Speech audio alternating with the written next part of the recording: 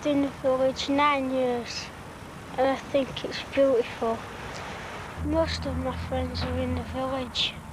From up here I can see my home, Wingley's, the school, the park, and I can see all the places where I play from. This is Luddenden, West Yorkshire. Daniel Annison quite often comes up here to draw his village in the valley. He loves it all. But he's most often down in the centre of things with his friends. Let's meet 4 of them. They're on the playground, which they call the park. Here's Joanne and Karen, Karen's brother Gary,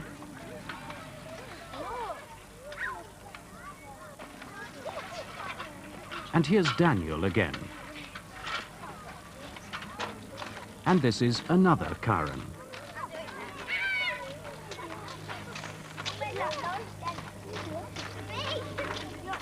Daniel and his friends all go to the village school. The school is doing a project on the village of Luddenden.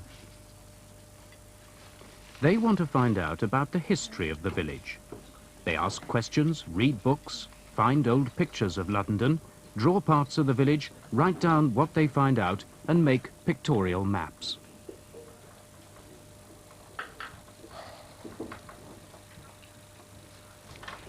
Daniel's working on another map.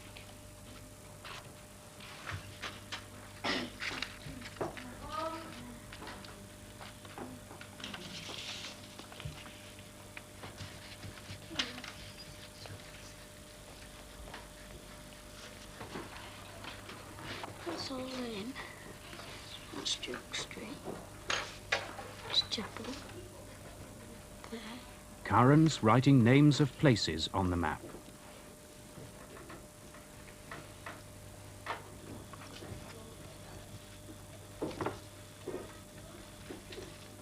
Have you ever made a pictorial map of where you live? This one looks very nice now all the work's finished.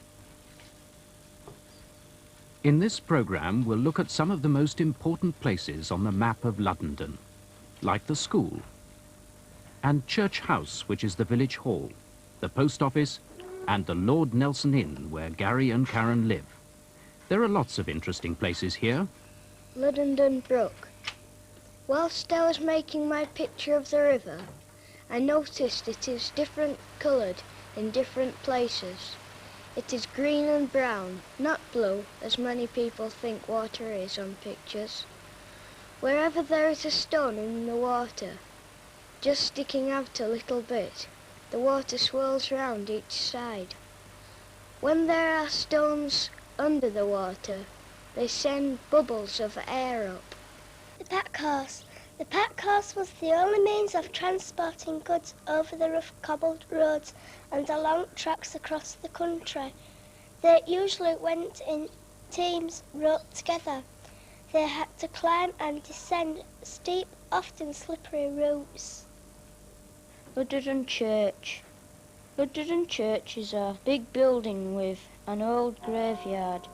The church is a blackish grey colour because of the dirt and smoke in the air. Joanne Wade is copying out her writing for a special display of the school project.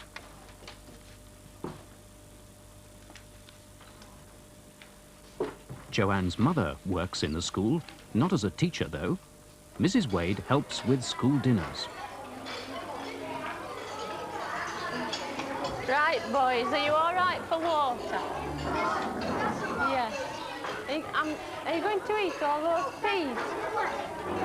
Well, don't laugh, right? All right? Well, your water should be shared out. You know that, don't you? Joanne Wade says this about living in Luddenden. I think it's a very nice school, and there's lots of friendly children there. I like living here because there's parks and there's a shop near to us, and I like going down for my mum, and that there's brownie events and all that. Joanne lives here at the end of an old row of cottages built for weavers to live in about 140 years ago.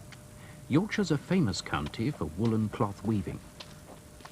The village has grown since Joanne's home was built. Now there's an estate opposite where her grandparents live. It's really modern in my grandma's house, but in ours it's really old-fashioned. This large van comes to the village every other Wednesday. People look forward to its visits. What do you think it might be?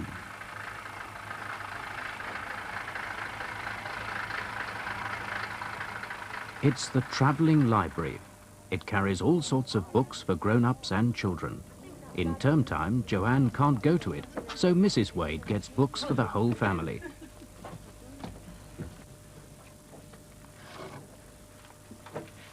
If you live in the country, it can be difficult to get to a library in the town.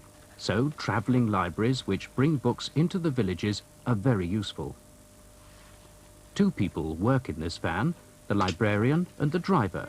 They stop at lots of different places in the village.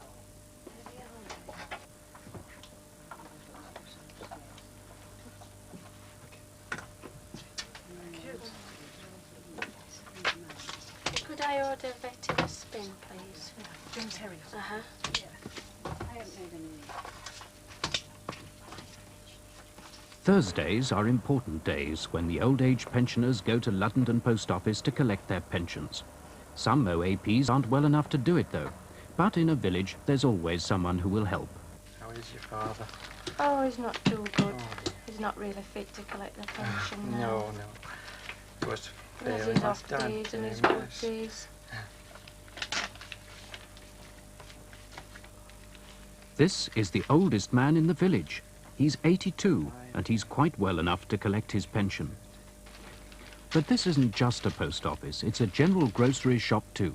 Some villages haven't got a shop at all. Perhaps you can work out why that is.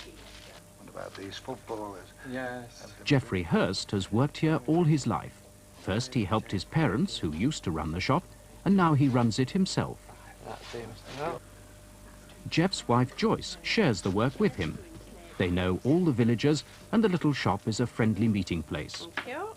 And a pack of kitchen rolls, please. The blue ones, is that Yes, right? that's right, Joyce. Thank you. And coming over Luddenden Bridge, here's another person who's well known in the village.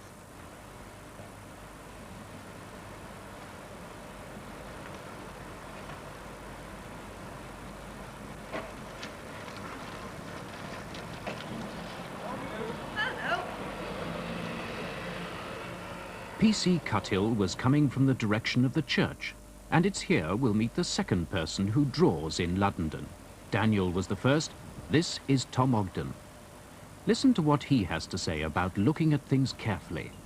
I try and paint local pictures, you see, because I can sell them better. People like local things, pictures. They like pictures where they know about, you see. I have it in my memory all the time. I can nearly do it without sketching it. If I get the measurement, length, width, height and stuff, I know what it's really like. Inside the church, the vicar's putting fresh candles on the altar, while other people help to make the church look its best for next Sunday. All right. What, Yeah. 3 months?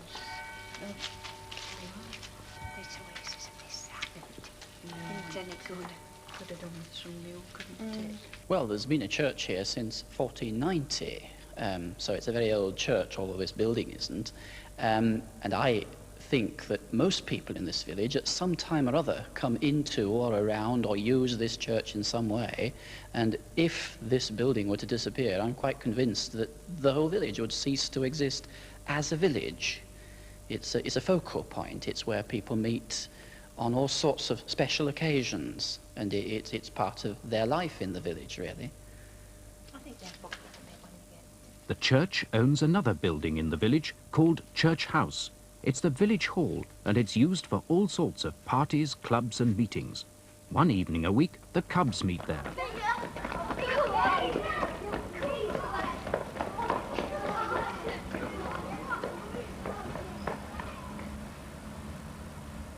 Daniel and Gary both belong to the Cubs.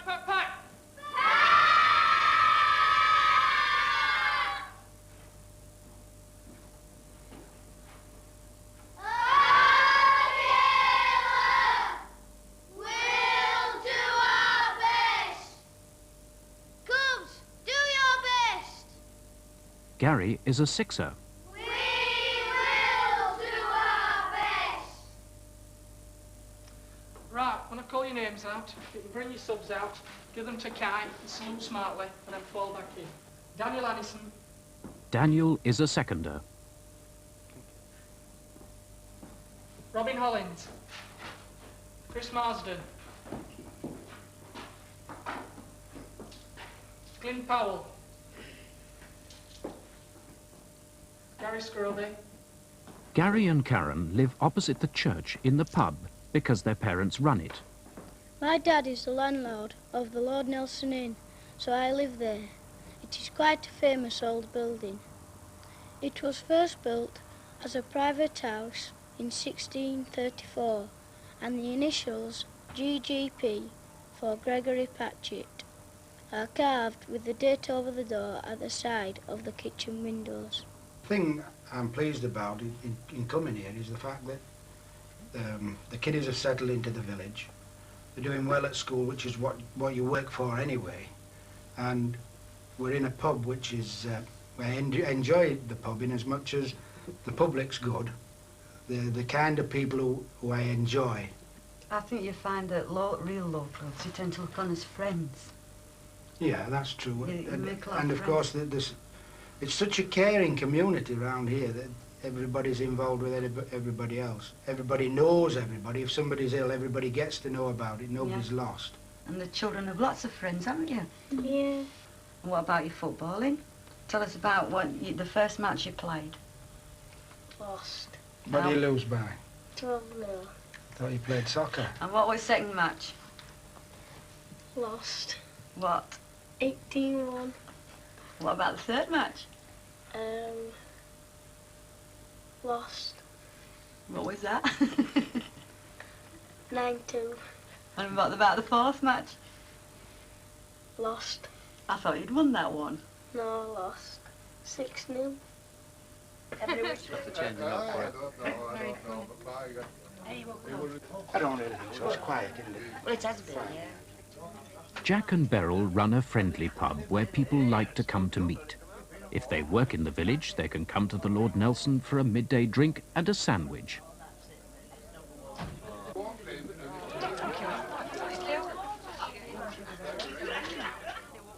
In Luddenden, unlike many villages, there are quite a lot of jobs for people. There's a factory, for instance, where Daniel's mother works. Christine, have you taken that telex for me? Yes, but I've got some more to send when I finish this. Okay, well, thanks. In the factory, they make metal parts for cars and lorries. In the factory office, Mrs. Annison uses the telex machine to keep in touch with their customers. Using the telex is like typing a telephone call. The message can be read at the other end of the line.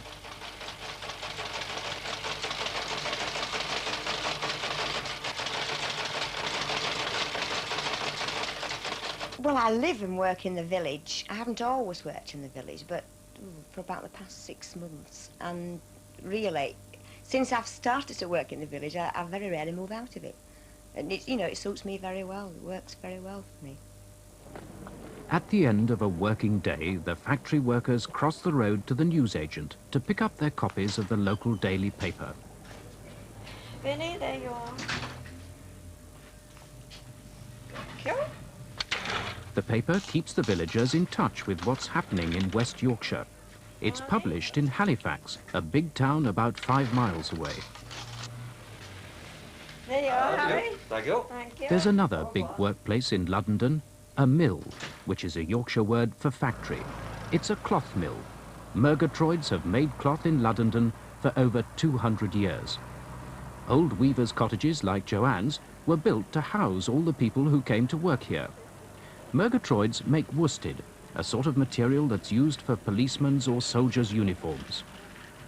Quite a number of villagers have got jobs in this mill, but lots more people come from the towns like Halifax to work here.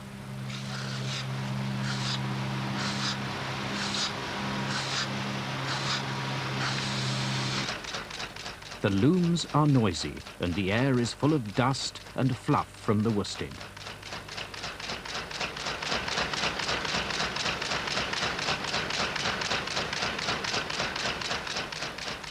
But all the time, peaceful Luddenden lies down in the valley. No wonder so many artists draw the village. Here's our third one, Geoffrey Conan. Like the children, he draws pictorial maps, but his are printed and sold. Pictorial maps are something I've wanted to do for many, many years, and only in recent years have I been able to afford the time and feel I had the experience to do them properly. Because in each pictorial map, there could be anything from 100 to 200 tiny illustrations. I'm first of all concerned with getting a general visual impression of the building in its correct proportions. When I've completed this sketch, I do know that I can draw it up as a much more finished work. I can see from the style of the windows, particularly the upper windows, that this is absolutely typical of 17th century, early 18th century weaver's cottage windows. The weaver working at home needed light on his loom, so his window was large as there was no electric light. How carefully the artist looks at the building so as to draw the shapes and shadows properly. And he must notice what the building's made of. Being in the country, you might expect to see farms. Luddenden has a few, but they're small. Karen lives on one, and she's got a personal interest in it. I have 2 hens and 5 bantams. I feed them twice a day, once in the morning and once at night. In the morning I feed them layers pellets. This will get them to lay eggs, I hope. And at night I feed them corn. They need a roost because they like to be off the ground. I think they feel safer. You need a nesting box for them to lay their eggs. I line the nesting box with straw and put eggs in it to encourage them to lay eggs. Karen's mother and father both have jobs, so looking after their small farm is extra work. There's been a farm here for a long, long time, and no doubt it'll go on being a farm, but changes do happen in Luddenden. Well, this house used to be a general stores, owned by someone called Albert Wormald. And typical village stores, very popular and plenty of character with it. Your sweets jars on the shelves in the windows, you know, go in, friendly chat, fit in with the village. And then 6-7 years ago he retired, someone bought it and converted it into a house. It's a shame really that it weren't a village stores. It fit in typically, and personally I'd like to see it back again. His wife, by the way, also had a greengrocer's shop just round the corner, the bottom. That's also disappeared now, and seems such a pity that things have disappeared.